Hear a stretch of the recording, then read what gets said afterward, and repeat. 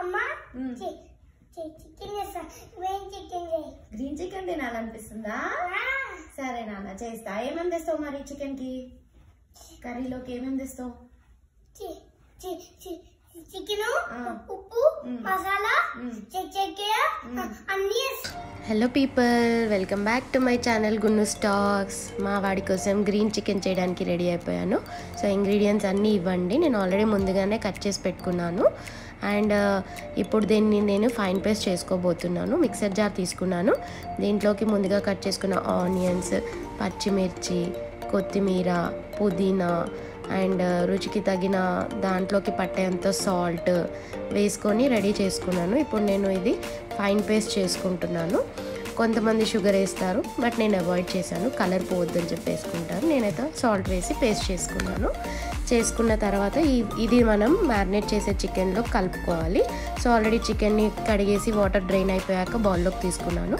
దీంట్లో ఇప్పుడు మనం వేసేది పసుపు, కారం, ఉప్పు అండ్ ఇంట్లో పట్టి పెట్టుకున్న ధనియాల పొడి and Everest chicken masala, ever time masala చాలా టేస్ట్ ఉంటుందండి. నేను ఎప్పుడు ఇదే యూజ్ చేస్తాను. అండ్ అల్లం వెల్లిగడ్డ పేస్ట్ అండ్ కర్డ్ వేసుకున్నాను. ఒక బౌల్ కర్డ్ అయితే వేసుకున్నాను, ఎందుకంటే సమ్మర్ కదా, హీట్ని బీట్ చేస్తుంది. సో ఆబ్వియస్లీ చికెన్ అంటే వేడి, పెరుగుతో మనం కొట్టేస్తాం దాన్ని. గ్రేవీ కన్సిస్టెన్సీ కూడా బాగా వస్తుంది. అండ్ లెమన్ కూడా యాడ్ చేసుకున్నాను ఇంకొంచెం చలవ కోసం. గ్రీన్ పేస్ట్ ఆల్రెడీ చేసి పెట్టుకున్నాం కదా, దాన్ని కూడా ఇందులోకి వేసేసుకున్నాను మ్యారినేషన్కి. లెఫ్ట్ ఓవర్ కొద్ది గ్రీన్ పేస్ట్ పక్కన ఉంది, కావాలనుకుంటే గ్రేవీ టైంలో మనం కలిపే టైంలో వేసుకోవచ్చు. అండ్ ఇది ఏంటంటే బాగా మ్యారినేట్ చేసుకొని, చాలామంది ఇక్కడ మిస్టేక్ ఏం చేస్తారంటే కలిపేసి 10 minutes చేసేద్దాం కదా అని పక్కకు పెట్టేస్తారు. ఆ పక్కకు పెట్టే బదులు ఫ్రిడ్జ్లో పెట్టుకుంటే చక్కగా మ్యారినేట్ అవుతుంది.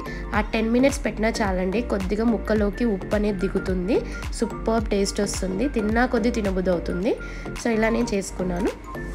నెక్స్ట్ ఇప్పుడు ప్రిపరేషన్ స్టార్ట్ చేశానండి. బౌల్ పెట్టుకొని ఆయిల్ పోసేసుకున్నాను. ఇక్కడ స్పెషల్ ఏంటంటే కొద్దిగా డిఫరెంట్గా చేయబోతున్నాను. మనం బిర్యానీకి యాడ్ చేసే స్పైసెస్ అన్నీ నేను ఇక్కడ పోపులో వేసుకుంటున్నాను. ఎందుకంటే కర్రీకి ఇంకొంచెం ఫ్లేవర్ యాడ్ చేయడానికి మనకి ఎగ్జాక్ట్ రెస్టారెంట్ స్టైల్ వస్తుందండి. గుమగుమలాడిపోతుంది కర్రీ కూడా, చాలా బాగుంటుంది. అందుకే నేను ఆ స్పైసెస్ ఇందులో యూస్ చేస్తున్నాను. సో ఇలా పోపులో వేసుకున్నాక కొంచెం ఇట్లా రోస్ట్ అయిన తర్వాత దీంట్లోకి నేను కరివేపాకు అయితే వేసేసుకుంటున్నాను. కరివేపాకు చాలా ఇష్టం, కొద్దిగా ఎక్కువే వేసుకున్నాను.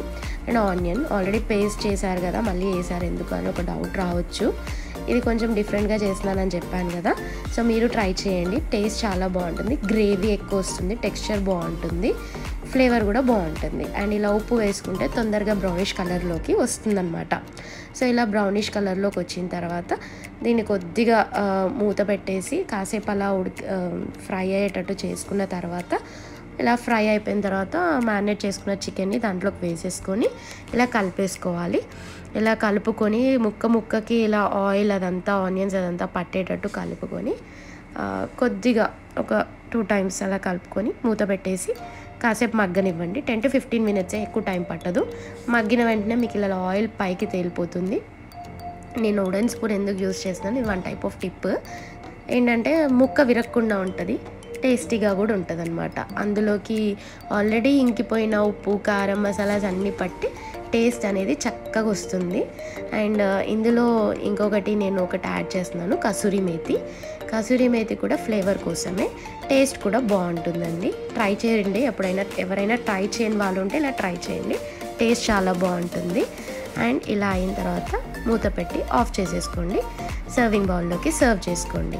సో ఎవరైనా ఈ కర్రీ ట్రై చేస్తే కమెంట్ బాక్స్లో కమెంట్ చేయండి నాకు. అండ్ నా ఛానల్ని సబ్స్క్రైబ్ చేయండి. Please like, share and subscribe to my channel.